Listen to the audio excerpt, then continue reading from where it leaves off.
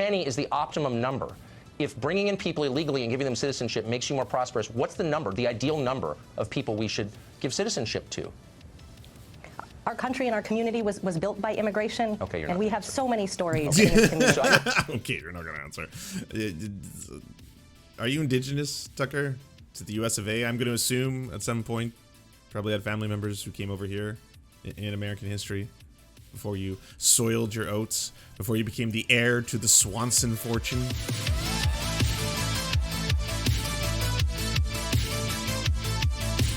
All right, let's go right to some more news. Oh, here's some news. Tucker Carlson can eat shit. Whoa. If you say so. Look at Cody. He's so young. To be honest, he's aged very wonderfully. Tucker can eat it. The poo. In like a bowl or something. Or with a ladle. Slurp it all up. And that's just what the paper says. And you might be saying, I'm just going to 125 this because I just realized it's 42 minutes. Hey, dude of news, cool your jets. Does Tucker Carlson really deserve to eat all of our poops? To which the paper says, and thus I say, yes. I agree. I will support this wild, inflammatory claim with the following video you are watching, which, and I'm so sorry about this, is going to be entirely about Tucker Carlson. Again, I apologize. I'm sorry for a lot of things that have happened so far. And it's easy to simply write Tucker off as one of a long line of right-wing propagandists, which that's a lot of what he is. But to be fair and balanced, my slogan and no one else's, Tucker is also a white nationalist propagandist. Currently, he is the host of Tucker Carlson Tonight and editor-in-chief for the Daily Caller, two outlets one could spend literal hours pointing out the falsehoods of. How did everyone figure this out so long ago, by the way? You can go across the board. Doesn't matter who the content creator is. Doesn't matter if it's Carlos Maza. Doesn't matter if it's Cody Shoddy. It's just like, oh, these dots are very easy to connect. It's like, it's not as if this is a difficult thing. And yet we still have the clown shoes left. We still have fucking Jimmy Dore, whatever the fuck Russell Brand is, all these people coming out and being like, oh, well, you know, there are maybe some disagreements we have, but, you know, there's a lot of agreements we do have. But we're mostly not going to do that. And we're mostly not going to talk about how often he regularly spouts white nationalist talking points and how white nationalists openly love him for it. Instead, we're going to run off the assumption that everything I've already said about Lil Tux is something you, my beautiful, beautiful viewer, already suspected. Money? Yeah. I'd much rather. Yeah, of course. Just open yourself up to a monstrously huge audience. Tucker Carlson has me on his show, and apparently no other show was brave enough to bring on Jimmy Dore. Yeah, no other show except for Tucker Carlson. Yeah. Talk about the evolution and life of this formerly bow-tied ruffian and potential future poop eater so that we could perhaps understand him better. It's the Ballad of Liar Tuck. Gather, ye children, start a small fire around your computer and roast a delightful treat as you hear my tale. Much like a Tolkien-esque adventure, I'm going to start at the end. Picture in your mind's eye a storybook slowly getting closer, the pages magically opening to one perfect moment. But you're not part of the solution, so great. Mr. Carlson. You're part of the problem, actually. But can I just say, and You're all like, oh, I'm against the globalist elite, blah, blah, blah. It's not very convincing, to be honest. Why don't you go yourself, you tiny brain, and I hope this gets picked up. See, calling him out. This whole idea that like, oh, well, Tucker Carlson may be the only person speaking truth to power, calling out the elites on a regular basis. And you don't see that on mainstream television. So that's why the left should align with him. He's actually a socialist. You didn't know that, did you? Because you're a moron. So first we have Tucker Carlson, the Tuck Man. Tucky Tum-Tums, completely losing dignity and control after Dutch historian Rutger Bregman points out that Tux is an obvious and terrible liar who scapegoats immigrants for billionaires. Then, 1 month later, this happened. She seems awful. Yeah, she is they're awful. They're very She seems extremely. I don't hear that word out of. Oh yeah, I stepped over him. She seems. What now? Go ahead. She just does seem a little. Yeah, I mean, you said it. I'm just agreeing with you. I don't use that word because Right, I'd love for. That's from a clip you've no doubt seen from Media Matters, who resurfaced a series of crude interviews between Tux and an adult human man called Bubba the Love Sponge, where Tucker defends a rapist, as well as makes a long list of racist and sexist comments he seems to think are funny. He also talks like a predator about a teenage beauty pageant contestant, and suggests that adult men f***ing girls is probably bad, but adult women f***ing boys doesn't count as rape and is good, actually. Oh. It's quite possible even more things like. Interesting. And did Tucker Carlson just do a bunch of stuff on grooming recently? Did he talk about how drag queens are apparently grooming children and they're predators, and that's something we should be worried about? Kind of fun. kind of fun that that would resurface in that way. Interesting. Okay, cool. Like this will come out by the time this video is released, but the audio all adds up to a deeply unserious and toxic depiction that forced the T-Dog Snarlson to give an impassioned anti-internet mob retort on his own show. The great American outrage machine is a remarkable thing. There's really not that much you can do to respond. It's pointless to try to explain how the words were spoken in jest or taken out of context. By the way, this is what Glenn Greenwald is referring to when he says Tucker Carlson has apologized for his past remarks. This is the segment. Or in any case, bear no resemblance to what you actually think or would want for the country. You must pretend this is a debate about virtue and not about power. That your critics are arguing from principle and not from partisanship. Why are the people who considered Bill Clinton a hero lecturing me about sexism? We've always... Fuck Bill Clinton. Bill Clinton is an alleged rapist of multiple women. Fuck him. We have photos of him with Jeffrey Epstein multiple times, doing really creepy ass shit with underage people. Fuck Bill Clinton. That was easy. Now you try. apologize when we're wrong, and we'll continue to do that. So, firstly, I've always considered Bill Clinton a rapist. Bill Clinton, rapist. Secondly, it's pretty fun that Carlson accuses his critics of pretending to argue about principle instead of Solid. partisanship. The idea being that internet outrage culture is secretly about faking a moral stance in order to attack your political enemies. Because this is clearly something that Tucker Carlson would never do, and certainly hasn't built his entire television persona around. I've worked in newsrooms my whole life, but that one word that she used, I don't know any man who uses that word. Well, Tucker, it turns out at least 2 men that use that word. But hold on, you say. His comments were a whole half a decade ago. Surely we can't attack this man for some naughty things he once said. Otherwise, we're no better than the people who went after the likes of James Gunn or Dan Harmon. Even the head of Media Matters was discovered to have some old blog posts that he claims to be satire, and those are... Oh. Yeah. Oh. But Libs, I mean, do you want everyone fired for everything they've ever said? And here's the thing about all that. Shut up about all that, because anyone disingenuously using that argument is ignoring the fact that nothing from these Media Matters clips is different from anything that Tucker Carlson says on his show right now. It's just wrapped up in a less vulgar package. Tucker claims it's pointless to try to explain how the words were spoken in jest or taken out of context, or in any case bear no resemblance to what you actually think or would want for the country. Tucker, you say this stuff all the time. Even the stuff about female teachers f***ing their students and shit. He says that like as recently as slightly more than a year ago.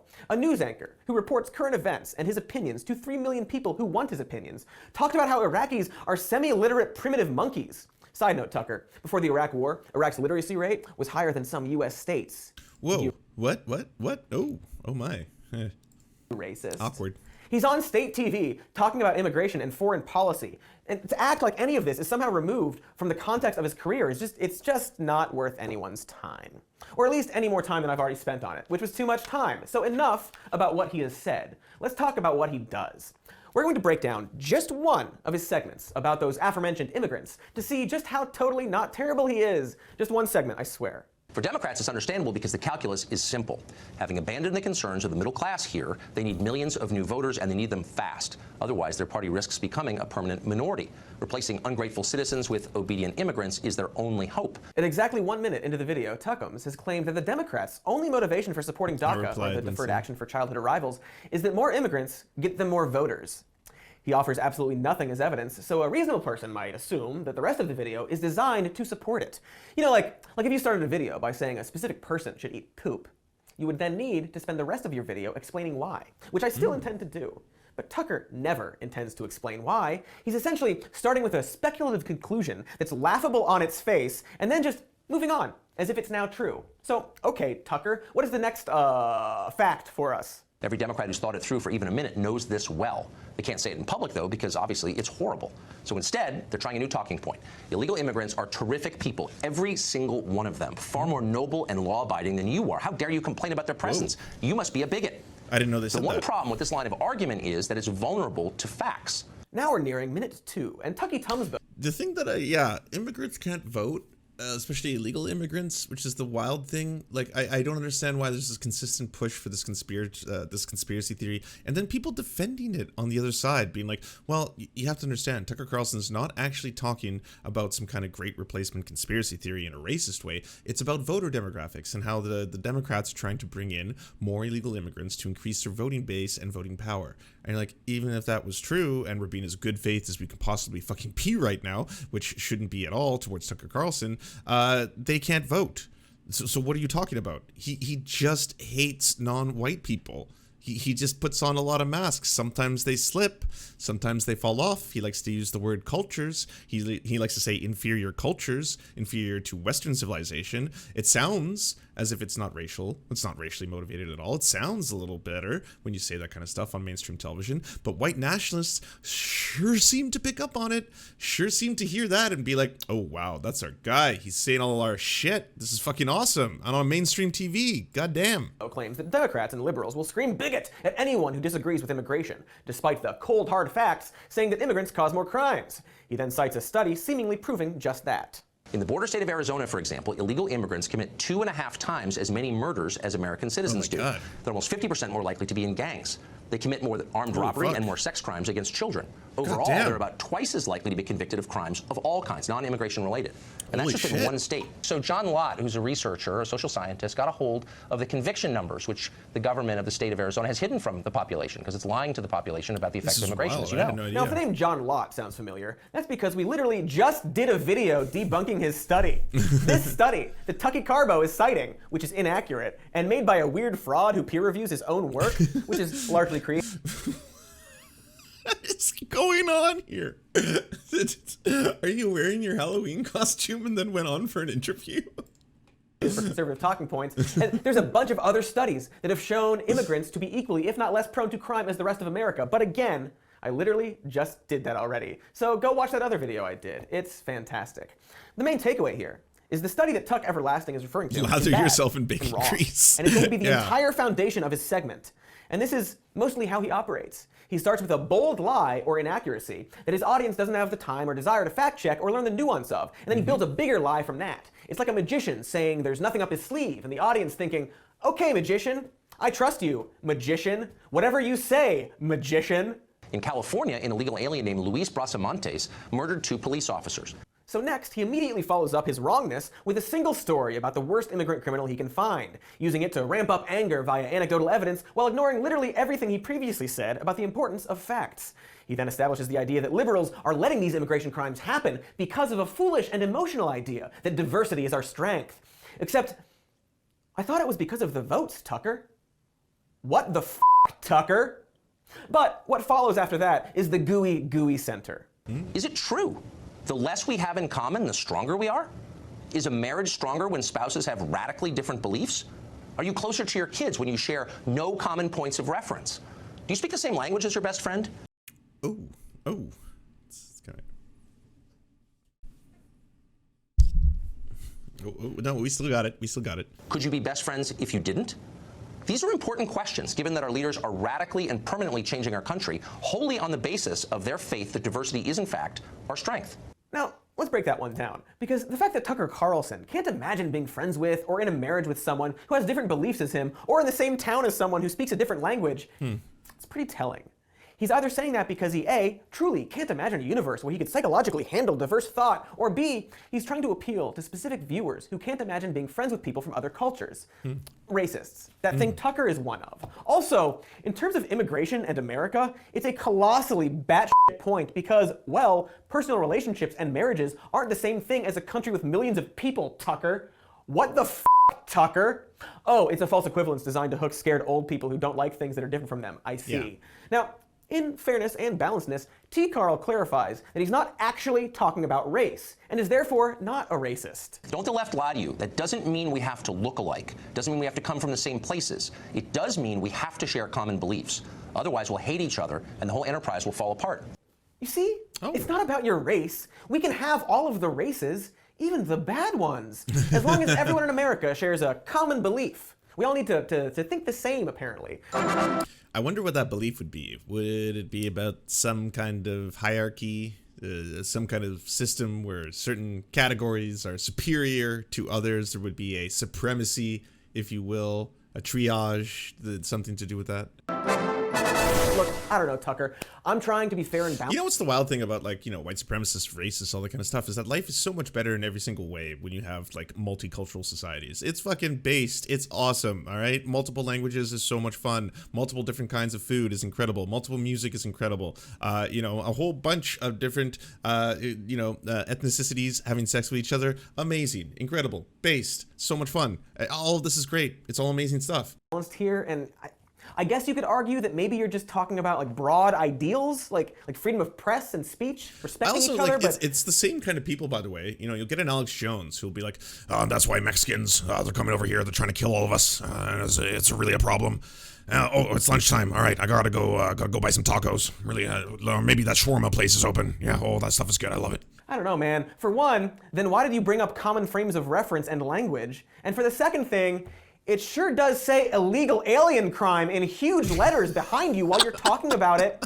So, but lucky for him, he keeps it so vague that every one of his viewers can plug in their own specific religion or belief. So ultimately, he's not saying anything beyond a broad justification for people to reject the idea of diversity in immigration. He literally has zero facts or coherent points. And in fact, Tucker, when you went to Twitter to defend your dumb as things you said, you repeated them. Quote, how precisely is diversity our strength? Can you think of other institutions, such as marriage or military units? The less people have in common, the Sorry, more cohesive I forgot they he was are. going to say that. Never mind. Yes, Tucker. In fact, studies on the effects of diversity literally cite the military. It makes teams better, more innovative. And while Better it can problem make some solving. teams inefficient in the short term, quote, scientists have found that the very friction inherent in bringing together a group of individuals with different worldviews is what causes them to work harder, think more deliberately, and learn how to communicate more effectively. Literally, the military, Tucker. In fact, Tucker, here's you debating your views at Politicon. Ooh, and this is before or old. after you are explained to your face once again about low immigrant crime and the benefits of immigration, and you mentioned Robert Putnam. And there's a lot of study on this. Robert Putnam at Harvard, who's hardly a right-winger, the bowling alone guy, has done a lot of really interesting study on this. Again, he's a liberal, but an honest one. And he's like, people, when they feel threatened, when things have changed too much, they get really angry and tribal, and they don't trust other people, and civic institutions collapse. And we're seeing this across the country.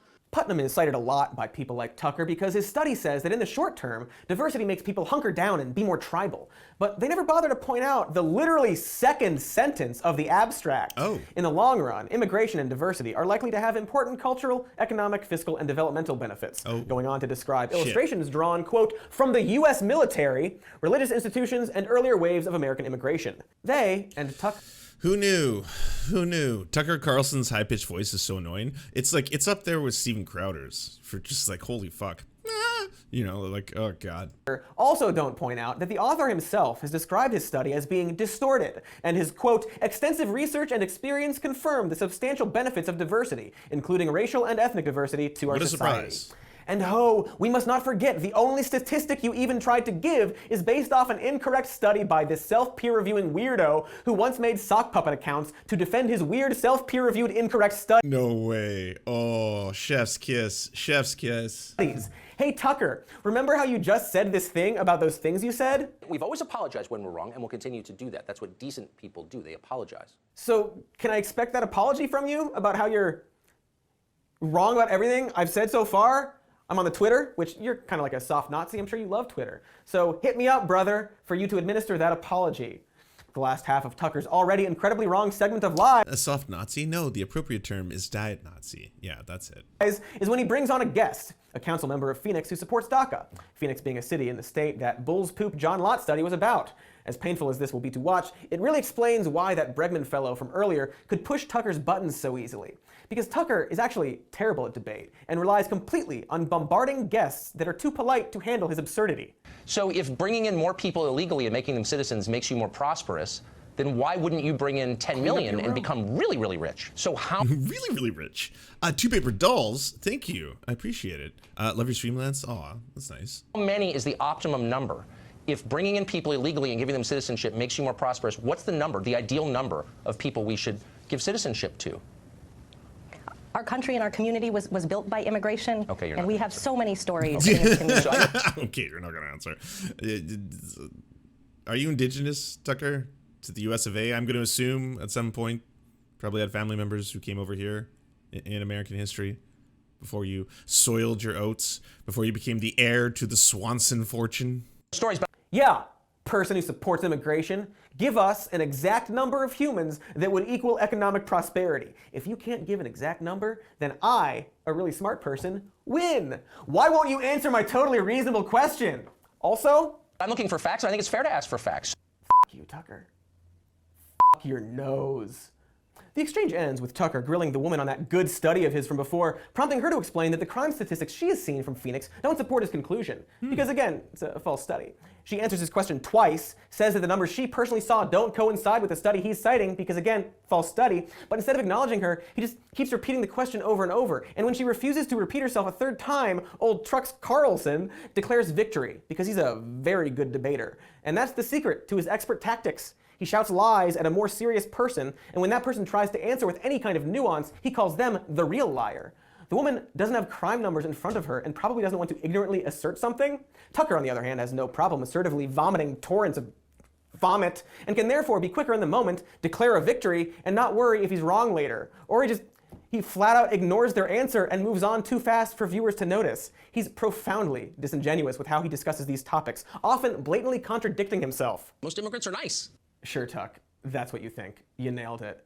That's the secret of Mr. Tux. He's already decided that immigrants are bad and is now finding the pieces that will fit his narrative, which I hope I'm not doing. But it doesn't matter what topic Tucker talks about. He always brings it back to immigration, automation, Amazon, the family unit, even your old limp penis, or your family unit. More than 1 million new immigrants enter this country every year legally.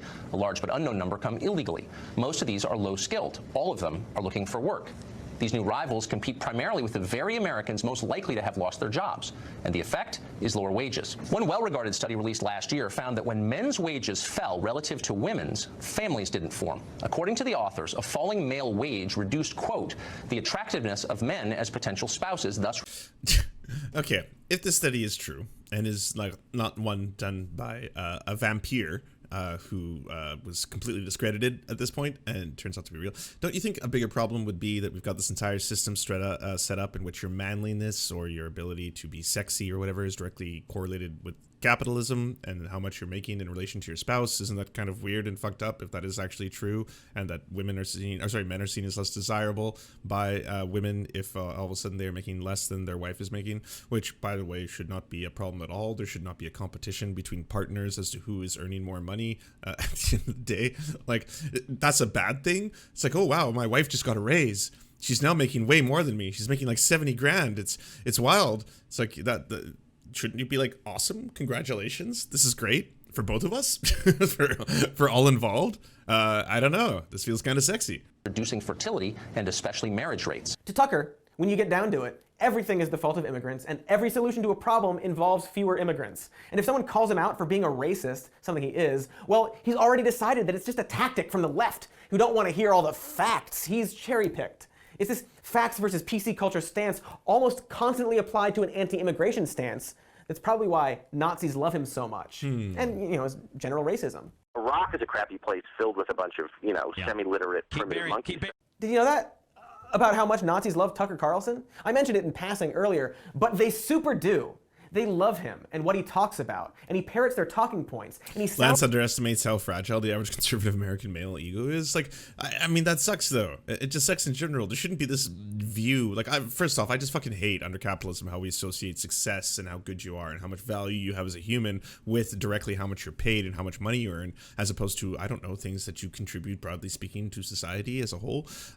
Which sucks because, there could be a crypto bro who just put $1,000 into the Doge back when it was like 0.0000001 cent, then all of a sudden cashed out when it was 50 cents and got $20 million or something like that. Now that person is considered a great success in society, and all they had to do was buy in on a meme, put a couple $100 into a meme years before all of a sudden the whole thing blew up, and now they've won the video game of capitalism just from that, compared to people who have struggled and worked their entire lives, have had really, really terrible times, bad opportunities, grew up in a shitty family, grew up in like a broken home, was abused, all that kind of stuff, now has to work multiple jobs just to be able to pay rent and maybe possibly support their kids. They have to drive an Uber at night, and during the day they have to work their minimum wage job. Everything fucking sucks. That's considered a loser. That is considered less desirable. That's a worse person in the eyes of all of this, which is fucked up. How is example A,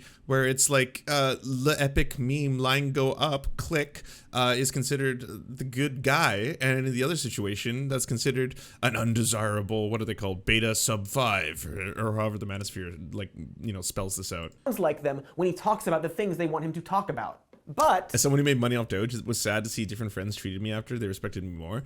Like, it's wild. I saw all the Doge stuff going down, and, like, you know, I was obviously being like, oh, I'm going to put some money into Doge for the fun or whatever. And as Doge goes up, you're like, holy shit, oh, wow, this whole thing is a hilarious thing. As gambling.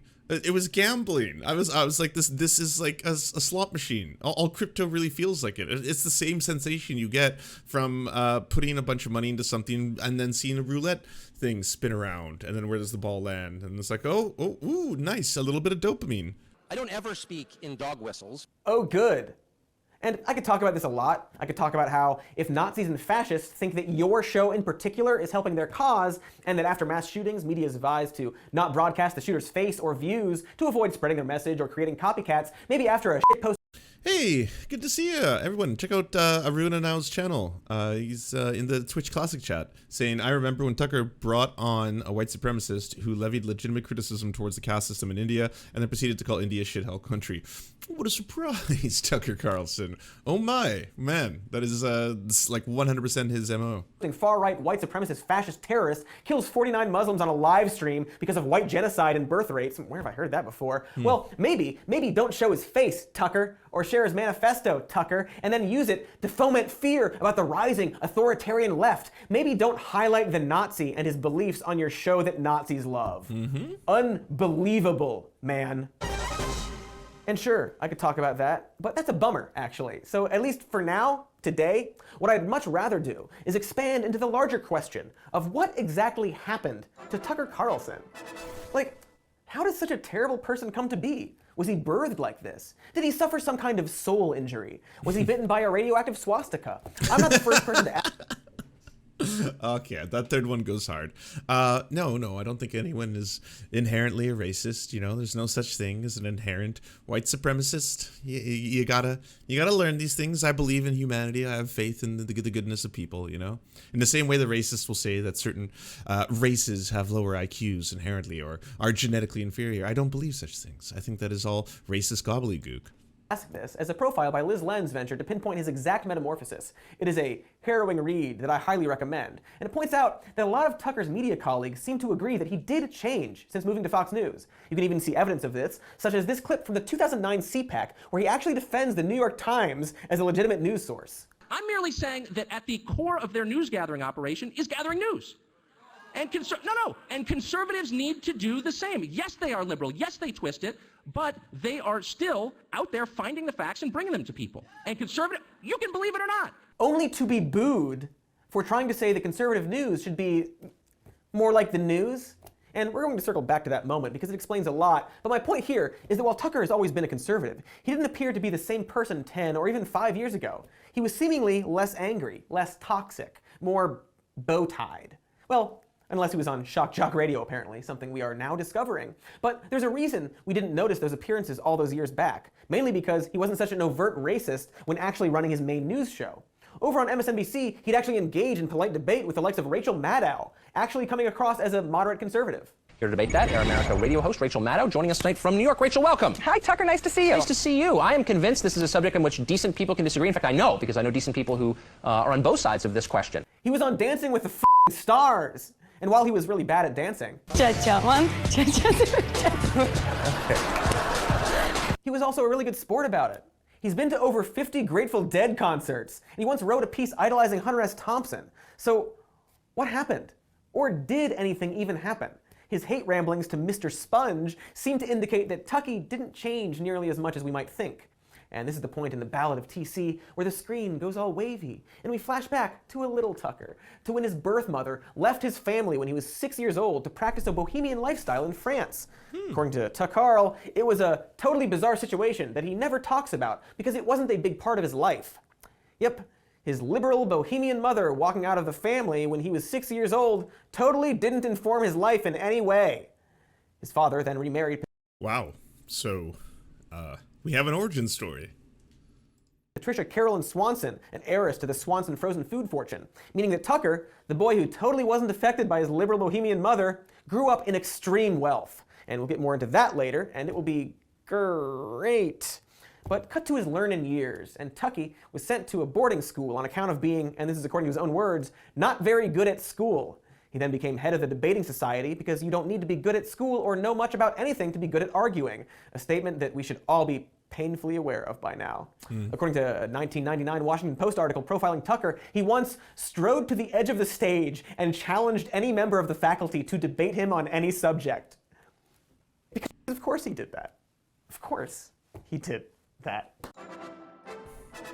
According to the New Yorker, Tucker was later accepted He was a debate into Trinity bro. College despite having poor grades because he was dating the daughter of his school's headmaster. He then tried to join the CIA and failed because he wasn't any good. Is college still worth it? By all accounts, Tuvok Carlsbad wasn't too shabby at print journalism, but then he shifted to television in the 2000s, and things got... Stop. Stop hurting America. Okay. How old are you? 35. And you wear a bow tie. People like lecture people like this, and you come over to their house and sit and lecture them, and they're not doing the right thing, that they're missing their opportunities, evading their responsibilities. If I think they are. Look, I wouldn't want to eat with you, man. That's horrible. I know, and you won't. Things got pretty grim for Tuck. Shortly after being disassembled by Jon Stewart on his own It's still so good. It's still so good. show, It's only gotten better with Tucker age. was let go from CNN and moved to MSNBC, where he lasted a few years before once again being let go for low ratings. This was the time in which we see those more moderate clips of Tricky Handstand, and also when he gave this 2003 interview with the Washington Post, where he called Fox News, and this is a direct quote, a mean, sick group of people, after the network, and this is totally real, doxed his wife and kids. Fox News doxed Tucker Carlson, and at the time, Tucker was outraged that they would put his family in danger. Man, that's like poetry.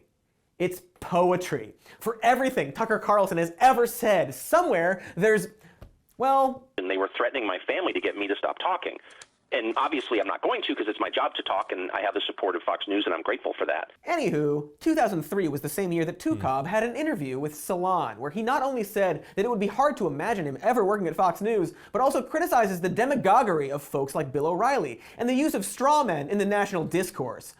All while using the word retarded, like, way too much. But then, after repeated rejections from more centrist and left-leaning news organizations, he held his nose and took a job at Fox News in 2009, not long before starting the Daily Caller. This was, as you can probably remember with your brain, right around when Barack Obama was elected the president. Tucker was now 40 years old, having spent his 30s being bounced around networks. It's not a stretch to imagine that he was ready to settle down. Or, in his own words, Rupert Murdoch, I've got to give him credit. When you talk about media conglomerates, he really knows what he's doing. Yes. He is smart. He's very smart. Really smart and tough. You're his bitch. I'm 100% his bitch. Whatever Mr. Murdoch says, I do. gee, it's almost as if he secretly has no standards at all and doesn't actually believe in anything and kind of knows that and is therefore joking about it. Like, obviously this interview from 2010 is meant to be a little bit in jest, but have you noticed that everything Tucker claims to be a joke has that funny because it's true vibe in his voice? Like, when he's not hosting his show, every other interview seems to be him ironically talking like a monster and flat out saying that he's a Fox News puppet. Because he knows that's what he is and thinks it's a real hoot. It's almost as if, I don't know. You're doing theater when you should be doing debate. Yes, that's it. Thank you, John. Along with being the year Tucker officially announced his bitchhood to Rupert Murdoch, it's also when he begins the not-so-mysterious change from asshole conservative to racist Trump mouthpiece who tries really hard not to talk about Trump specifically. Because along with marking his hiring by Fox, Obama's presidency also marks a big shift in the network itself. Now, this is an entirely different deep dive, but if you're really interested... Dave just sent me this. You want to see something pretty metal? This is a total side note. Become ungovernable. In China, a dude fights off an excavator sent to demolish his building with fireworks.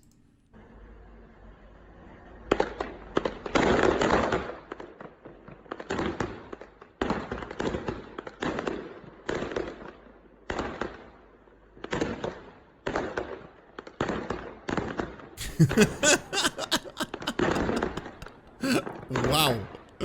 Wow. How? I had no idea.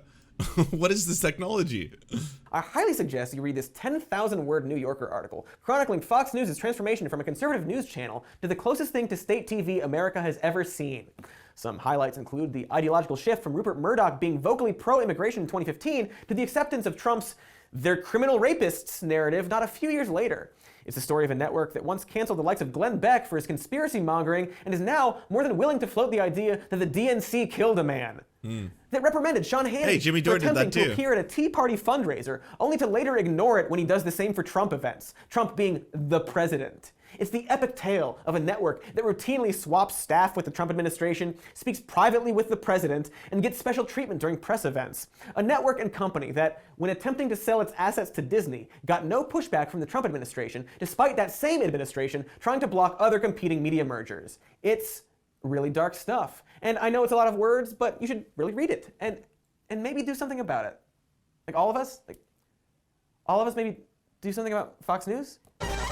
Because the shift I'm describing is not conservative. It's exclusively pro-Trump. And you can see this in the nightly work of Turok Carlson. The spectacle of illegal immigrants separated from their children at the border has ceased to be a news story in any traditional sense of the term. It is now an event, a kind of competition in which elites vie to see who can reach greater heights of rhetorical excess and self-righteous posturing. It is performance art, really. On Facebook, Senator Ben Sasse called the administration's policy wicked, as in immoral and devilish. Former First Lady Laura Bush likened it to the internment of the Japanese during World War II, a moral stain upon this nation. Yeah, can't you believe these liberal elites like Ben Sasse and Laura Bush and their outrage for Trump's practice of child detention? And sure, f*** Laura Bush and Ben Sasse specifically, but Tucker fans will identify this as him being fair and balanced, not his slogan, and he often presents himself as a centrist on his show. His main target? The rich elite. You see, just like Trump, a millionaire hotel owner, Tucker is a man of the people. He's down in the trenches. What's wild is, like, how have so many people bought into this? He challenges the rich elite. And I know we were talking about money, but, like, I don't even care about Jimmy Dore, who's doing it for money, or all the other people who are now aligning themselves with Tucker Carlson, you know, Russell Brand, Glenn Greenwald, all of them. Yeah, they're all doing it for money. I get that part. But then people down the ladder, people who would watch Jimmy Dore, Glenn Greenwald, and then see this and be like, oh, okay, so he actually does call out the elites. He's an anti-capitalist, right? Calling out the upper crust who are pitting the working class against each other with race baiting and partisan politics. He doesn't answer to one party. He's just calling it like it is. If that happens to coincidentally coincide and support all of Trump's anti-immigration policies while demonizing his opposition, well, that's a coincidence. So she doesn't want other people using planes, but she'll use a plane going back and forth between D.C. and New York because she's important. It means she's the ruling class. She's powerful. Exactly. She's important. So she gets to do these things. But for you and me, we're just, you know, the serfs along the way. Well, hey, it me. Nice. I figured I'd get a call out from Fox News eventually. And yeah, the thing is, they're not ever calling out the elites, power structures, capitalism, the superstructure, any of that. They're not talking about that kind of stuff. They call out the rich liberal elites, and everyone else is fine. Everyone else is on your side. They're working for you. But it's the rich liberal elites and them exclusively. They're the problem. Yep. Racist Tucker fighting for us, the serfs, like him. He's also that thing. Let's all unite with him, a serf. The person definitely not also elite and also race baiting and playing partisan politics. Divided countries are easier to rule, and nothing divides us like the perception that some people are getting special treatment. In our country, some people definitely are getting special treatment. Republicans should oppose that with everything they have. You see? It's easier to control people by dividing them, and the best way to divide them is to say that some people are getting special treatment. Also, some people are definitely getting special treatment, and you should be mad, and Republicans are the only people who can stop it. Now that's from a particularly insane and rambling segment that, as promised, I'll try not to dwell on. But I do need to point out that it starts with him talking about how poverty in rural America is a growing concern in what appears to be a thoughtful premise, only to somehow blame the problem on women in the workplace and weed smoking. In many areas, women suddenly made more than men. Now, before you applaud that as a victory for feminism, consider some of the effects. Study after study has shown that when men make less than women, women generally don't want to marry them. A huge number of our kids, especially our boys, are smoking weed constantly. You may not realize that because new technology has made it all but odorless, but it's everywhere. And that's not an accident. All but odorless. Once our leaders understood they could get rich from marijuana became ubiquitous. In many places, tax-hungry politicians have legalized or decriminalized it. Now, I've never smoked weed before. Same. But I just want to point out that yes, everything he's saying is a lie, and that marijuana use among teens has been the lowest in 2 decades. Also, lawmakers didn't legalize it on a What the hell, teens? What's going on? Those are rookie numbers. Gotta get those numbers up. whim. It's something we voted for. And I don't know, maybe the reason he's blaming women and pot and rambling about how the American family is dying is because Fox viewers are super old and out of touch and want to complain about their grandchildren. Try having dinner with a 19-year-old who's been smoking weed. Yeah, I bet they'd rather be listening to the Grateful Dead, Tucker.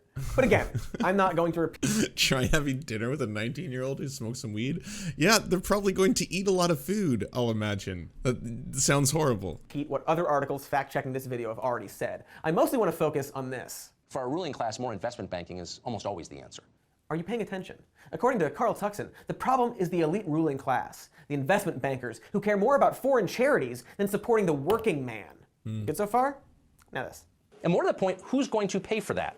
Not the people you've been watching on television today. Their kids go to private school if they have them. Their neighborhoods look exactly like they did in 1960. No demographic change at all, just like they like it. There's no cost to them. The cost is entirely on you. So again, his enemy, the people to blame for illegal immigration, are the elite trying to divide us on national television while hidden away in affluent neighborhoods, putting their kids through private schools. Meanwhile, Tucker, the serf, is simply telling it like it is, man. He's not. He's one of us. We disavow. Just a regular schmo with a television show who's downgrading his $4 million home in Kent, D.C. for a $2 million one. Just a regular guy living in a rural neighborhood with 4 times the national median income, struggling to put his 4 kids through private schools. Just a normal Joe whose mother was an heiress, growing up and going to school in not 1, but 2 castles. Little Lord Tucker and his brother Buckley schooled in castles, folks. Like a couple of non-special Harry Potters. Fucking castles. How do you pay your bills? Well, I'm like extraordinarily loaded just from like money I inherited from my number of trust funds. From the Swanson. Yeah, totally. Once again, it's funny because it's true. Also, a fun fact about the Daily Caller, that awful news site he runs, its biggest investor is Foster Freeze, not that one, a wealthy mutual fund manager who is well known for giving to international charities. He's literally funded by banker elites giving to charity overseas. That thing he's saying hurts the country. Because the hilariously transparent thing about Tucker is that he pathologically rallies against the exact thing that he is. You are a millionaire funded by billionaires. That's what you are. 100%. Longmont Potion Castle superior to all other castles. I will agree. That's it. That's the thing. He's an obvious fraud, and a racist, and a liar. All things you probably already assumed. So what happened to Tacker Corporal Stan? Did the seemingly resolute conservative just bend to the will of Fox News when it shifted to be more pro-Trump? To answer that, I'd like to go all the way back to his decision to move from print journalism to television, as described by his own autobiography. Quote, "I was heading back to my desk with a takeout hot dog one afternoon when I ran into the receptionist. She asked me what I knew about the OJ trial. My instinct was to answer honestly, just about nothing. But for some reason, I caught myself. I asked her why she wanted to know. Well, she explained, Dan Rather's booker just called looking for an OJ expert to go on 48 Hours tonight. Everyone else is still at lunch. Can you do it? Within a few hours, I was on my way to CBS in New York." And there it is. Tucker saw an opportunity to be special, brushed off the fact that he was completely ignorant, lied about his qualification, and then plowed ahead despite having no clue what he was talking about. Him getting booed at CPAC in 2009? Most likely, it signaled that he would have to push farther right to be more popular. And so he did that. For money. In other words, he's just a... what's the phrase? Your partisan, what do you call it? Hacks. Yes. Thanks again, John. A colleague of mine. Tucker is just a kid who applied to the CIA and then fell back on journalism. And Tucker did do a good deal of reporting in his early years, but finding the truth was never his passion. He just wants to be popular, have a job, and make money. And he doesn't care what he has to say or do or who he hurts to get that. Had he killed it on Dancing with the Stars, I guarantee he would have just done that instead. He's not like an impressive guy, and honestly, he doesn't deserve our attention or an entire video devoted to him. But because he somehow failed his way into a national spotlight and sucks, we have no choice. And maybe he should just go away. Or at least eat it, Tucker. Eat the poop. You actually don't get the ladle anymore. Sorry, you gotta do it with a fork, holding the plate close to your mouth like you're slurping linguine without a napkin. Slurp the spaghetti, Tucker. It's not outrage mob culture to point out that he's a liar and a racist and sexist and homophobic, and for those reasons should definitely not be in charge of the news. Too.